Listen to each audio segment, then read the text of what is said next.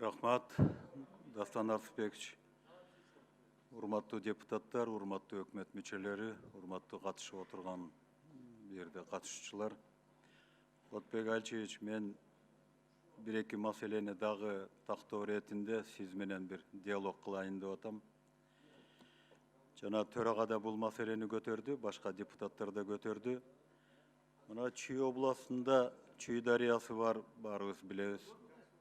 Ушу Чүй дарыясынын Казак Республикасы менен суунун бөлүнүшү кандай бүгүнкү күндө? Сиз айтсаңыз, сиз.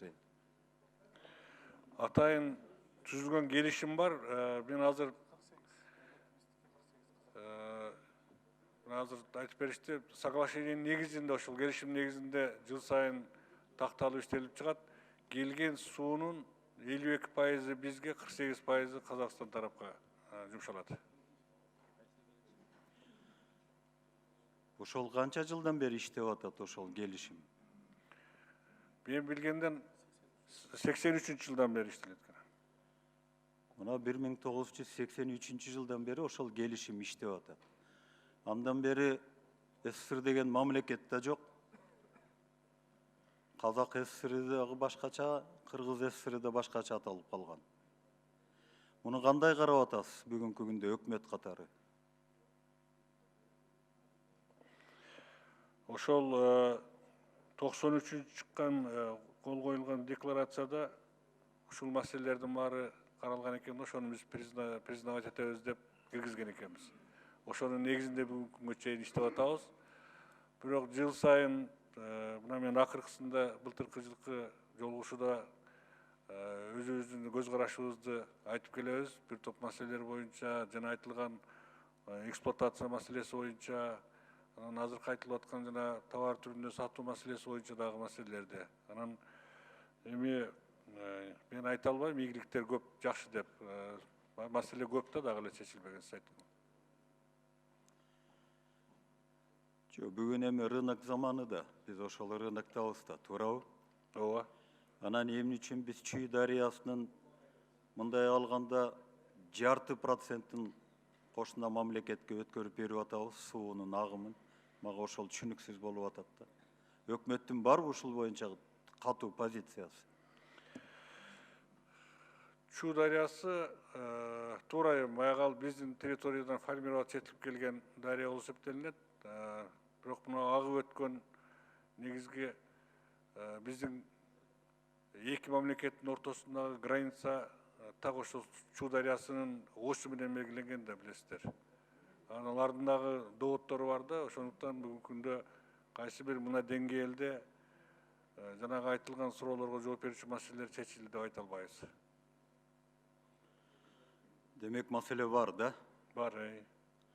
Анда экинчи маселе, Орто Токой суу сактагычы Чүй өрөөнүн канча сугат аянтын сугарганга мүмкүнчүлүгү бар бүгүнкү күндө?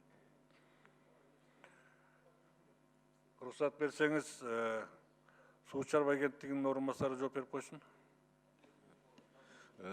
Орто Токой суу сактагычынын жалпы көлөмү 470 миллион. 470 миллиондун урматтуу Отбек Альчевич айтып кеткенин, анысындагы Казакстандын өзүнүн долясы бар. Аларга да кетет. Ошондуктан бизден эметкенде 148 миң гектарга мүмкүнчүлүгүбүз бар.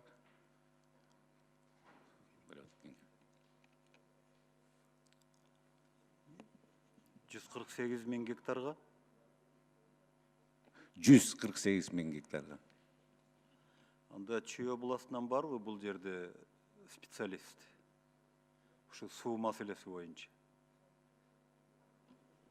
Чүй областынан эч ким жок. Чүй боюнча эмне сурооңуз бар эле? Сиз жооп бересиз анда да? Аракет кылайын. Чүйдө бүгүнкү күндө канча гектар суу менен сугарыла турган саны? Мурдатан бери эсептеп келгенибизде 340 миң гектар деп келчүбүз. Азыркы учурда 324 миң гектар.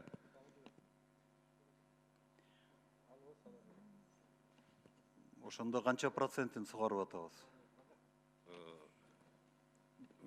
урматтуу Мыктыбек Юсупович, сиз ушу бир эле суу сактагычты айтып атасыз. Ушу суу сактагыч маселесин көтөрсөк, мен ошону сурап атам да. Кыргызстан боюнча биздин суу сактагычтан сугарылган жерибиз 22 гана Жок, процент. мен Чүй областын эле сурап атам да. Чүй областын мен айтып бербедимби? 148 миң гектардын жерин сугарганга мүмкүнчүлүгү бар. Андан тышкары майда суу сактагычтарыбыз бар. Аларча да 2 суу сактагыч, Спартак суу сактагыч деп эзектесек 9 майда суу сактагычтарыбыз бар. Андан тышкары бассейндик, анан декадалык регулировать эткен кичинекей суу сактагычтарыбыз бар. Мен суроо берип атканым Орто Токой суу сактагычы Куатбек Алчевич. Июндун ортосунда эле суу жок болуп калып атат. Каяка кетип атат анда? Сугатка былтыр дагы ошондой маселе чыкканда мен өзүм ошол дебет кредит кирип чыгуу суунун эмесин карап чыктык. Бүгүнкү күндө сиз айткандай эле ошол өзү деле расчет боюнча ошондой экен. Чогулган суунун көлөмү менен анан сыртка чыгарып сугатка бөлүштүрүү көлөмү ошондой болуп калат экен да. Мен ачык эле айтайын, сууну сатып атабыз. 42%-ден да көп кылыпчы. Анан өзүбүздүн дыйкандарга суу жетпей калып атат.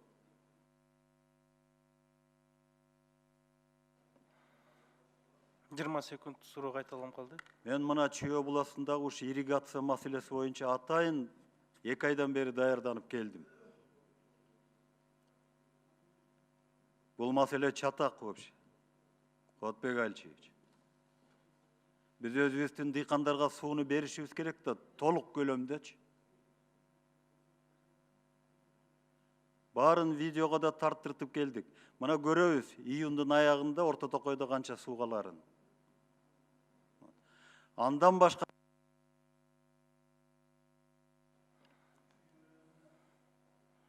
10 секунд. Чүй өрөөнүнө дагы 9-10 тоодон түшкөн суу кирет да. Туурабы? Мына Бишкектин тегерегинде эле Бишкекти аралап 3 чоң суу өтөт. Алар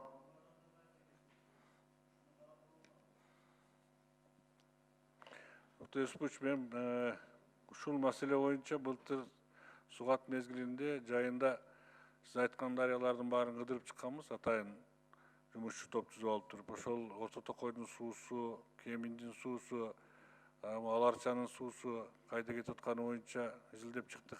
Былтыр дагы жана мен айткандай тоодон түшкөн суулар, түз агып түшкөн суулар. Мына кар кеткенден кийин азыркы мына агып атканын карай турган болсок, мына былтыркы жылы 25 февраль 19 жылга Аларча дарыясы 60,2%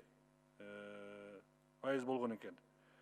Быйыл 61,7% болуп агып атат. Былтыркынын өрүндө да. Бирок мына кар кеткенден кийин, кар бүткөндөн кийин канча болуп калат билбейбиз. Былтыр жайында 50%га да жетпей калды нормасыначы ушул суулар. Ошо менен кыйынчылык пайда болду, баарыбыз билебиз. Ушул түштүк тараптагы тоодон агып турган суулардан сугатка суу алгандардын баардыгында проблема жаралды. Быйыл дагы ошондой маселе көтөрүлүп калышы, чыгып калышы мүмкүн деген ой менен азырта мына чечүү жолдорун издеп аракет кылып атабыз. Графиктерди, түнкү сугаттарды жандандыруу боюнча иштерди былтыр жүргүздүк. Ошолорду дагы быйыл күчөтүп жүргүзүшүбүз керек. Мурунку суу кеңири мезгилдерде илгерки Союз убагындагы сиз жакшы билесиз, түнкү сугаттардын баары токтоп калган. Баягы огород деле сугарбасак түнү, талааларды сугаруу маселеси баары жок болгон болчу. Азыр суунун тартычтыгына байланыштуу ошолордун баарын жандандырууга туура келип атат. Былтыр Чүйдө ошол иштерди жүргүзүштү. Быйыл дагы көбөйтүп жүргүзгөнгө аракет кылабыз. Бизге берген маалыматта мен өкмөттүн чечимин көрө албай атам да. Кайда?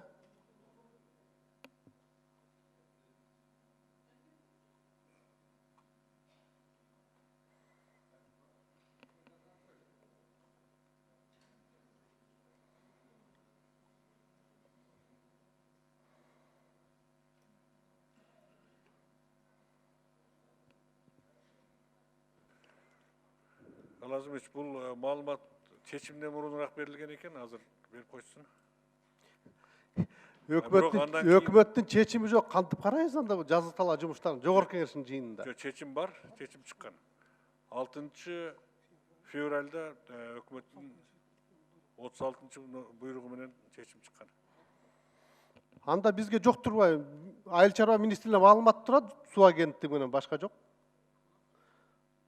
Жазыкталаа жумуштары Арабанда 5 февралда башталат өзү. Ушул жок да ушунда берип коюш керек, Дастан Рысбекович. Азыр ал өзүбүз тактап атабыз. Комитет, тийиштүү комитеттерин тактап атабыз.